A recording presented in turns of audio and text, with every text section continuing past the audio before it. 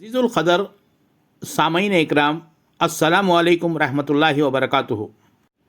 مصنف doctor are Abdul Hamid کی کتاب یعنی میری کتاب گلشن ہند کے درخشاں ستارے یادگار سیریز کی پہلی کڑی مرد مجاہد شیر میسور ٹیپو سلطان شہید رحمۃ اللہ علیہ کی زندگی تاریخ کے آئینے میں سماعت فرمائے تمہید ڈاکٹر آر عبدالحمید، صفحہ 11 تا 15۔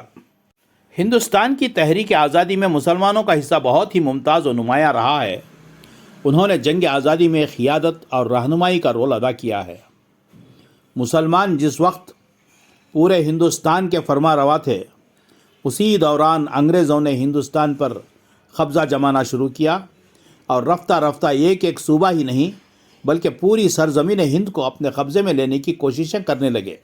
سب سے پہلا شخص جس نے اس خطرے کو محسوس کیا وہ میسور کا بلند ہمت، بلند نگاہ اور غیور فرما روا فتح علی خان ٹیپو سلطان شہید تھے۔ انہوں نے اپنے بالغ النظری اور غیر معمولی ذہانت سے یہ بات محسوس کر لی تھی کہ انگریز اس طرح ایک ریاست ہضم کرتے چلے جائیں گے اور اگر ان کے مقابلے میں کوئی منظم طاقت کھڑی نہ ہوئی تو ایک دن ایسا ہوگا کہ پورا ملک ان کا لقمہ تر بن جائے گا۔ چنانچہ انہوں نے انگریزوں سے جنگ کا فیصلہ کیا اور اپنے پورے ساز و سامان و وسائل اور فوجی تیاریوں کے ساتھ ان کے مقابلے کے لیے میدان میں اتر گئے۔ غرض جس کو انگریز نے آزمایا وہ ٹیپو تھا، بھارت کا پہلا سپاہی۔ ٹیپو سلطان شہید رحمۃ اللہ علیہ نے ہندوستان کے راجاؤں، مہاراجاؤں اور نوابوں کو انگریزوں سے جنگ پر آمادہ کرنے کی کوشش کی۔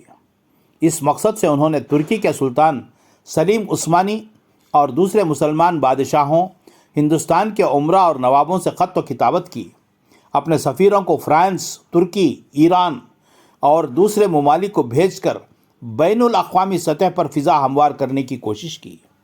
نپولین نے بھی ان کا تعاون کیا اور وسعت پذیر اور خطرناک برطانوی اقتدار کو ختم کرنے کے مقصد میں ان کی مدد کی۔ سلطان زندگی بھر انگریزوں سے سخت معرکہ آرائی میں مشغول رہے۔ قریب تھا کہ انگریزوں کے سارے منصوبوں پر پانی پھر جائے اور وہ اس ملک سے باہر بے دخل ہو جائیں۔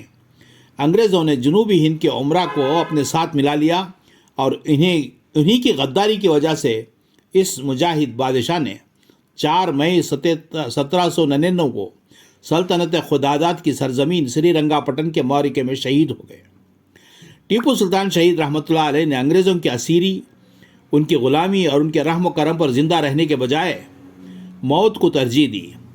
ان کا بہت ہی مشہور تاریخی مقولہ ہے کہ گیدڑ کی 7 سالہ زندگی سے شیر کی ایک دن کی زندگی بہتر ہے۔ گیدڑ کی 7 سالہ زندگی سے شیر کی ایک دن کی زندگی بہتر ہے۔ جب جنرل بارس کو سلطان کی شہادت کی خبر ملی تو اس نے ان کی ناش پر کھڑے ہو کر کہا کہ آج سے ہندوستان ہمارا ہے، آج سے ہندوستان ہمارا ہے۔ ان الفاظ کی تصدیق ہمیں تاریخ کے صفحات میں ملتی ہے۔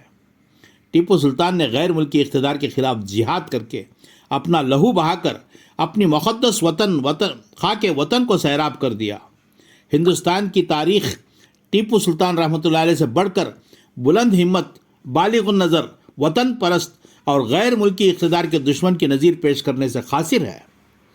ٹیپو سلطان شہید رحمۃ اللہ علیہ مرد مجاہد، محب وطن، شہید وطن، شیر دل، سرزمین ہندی کے نہیں بلکہ پوری دنیا کی تاریخ کے ایک ایسے مشہور اور معروف فرما روا تھے جن کے کارناموں کی روشنی آج بھی جگمگاتی ہے۔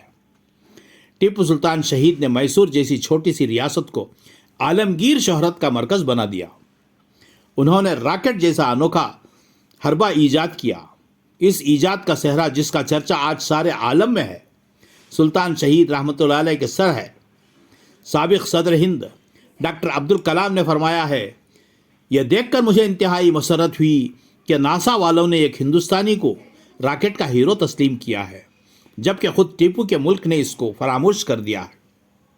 ٹیپو سلطان رحمۃ اللہ علیہ نے طاقتور بحری بیڑا تیار کیا تھا جس سے صرف ملکی تجارت ہی نہیں بلکہ ملک کی مدافعت میں بھی مدد ملی۔ سلطان ٹیپو تعمیرات کے میدان میں بھی کسی سے کم نہ تھے۔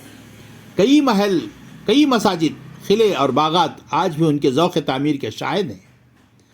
بنگلور شہر کا آفاق گیر شہرت رکھنے والا لال باغ बॉटनिकल गार्डन इन्हीं का लगाया हुआ है। टीपू सुल्तान रहमतुल्लाह अलैह ने हुकूमत और इक़्तिदार को अल्लाह की अमानत समझकर अवाम की फलाह व बहबूद के लिए अपना तन मन धन सब कुछ वक्फ कर दिया।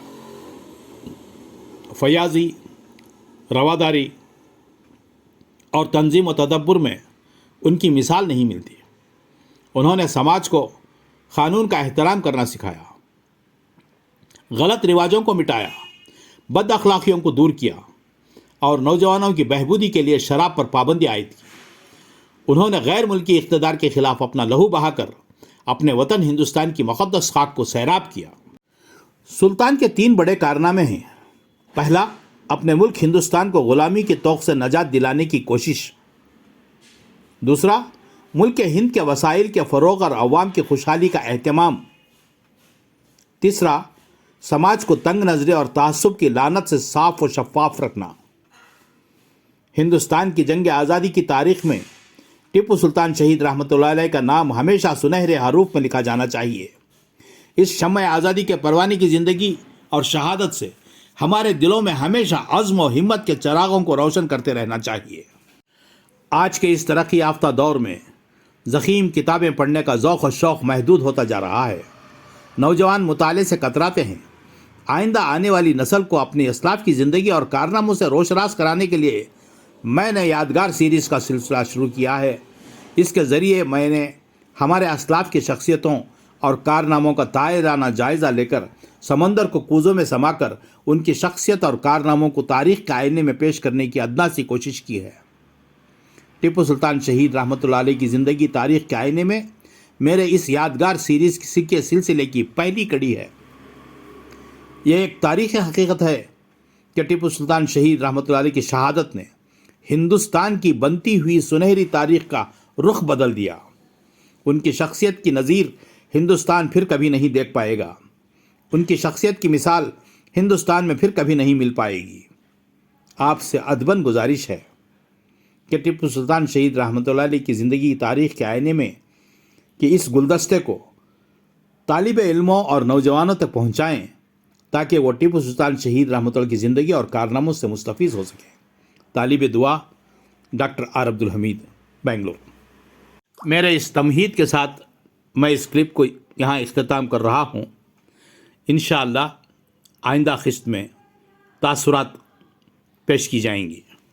चैनल को नए हों तो सब्सक्राइब कर लें doctor R Abdul Hamid official, ताकि आप सिलसिलावार टीपू सुल्तान शहीद रहमतुल्लाह अलैह की ज़िंदगी समाप्त कर सकें, उनके कारनामे और उनकी रवादारी और जो आजकल उन पर कीचड़ उछाला जा रहा है उसमें उनको हमारे आइंदा आने वाली नस्लों को, हमारी नस्ल के जहनों को साफ़ कर सकें।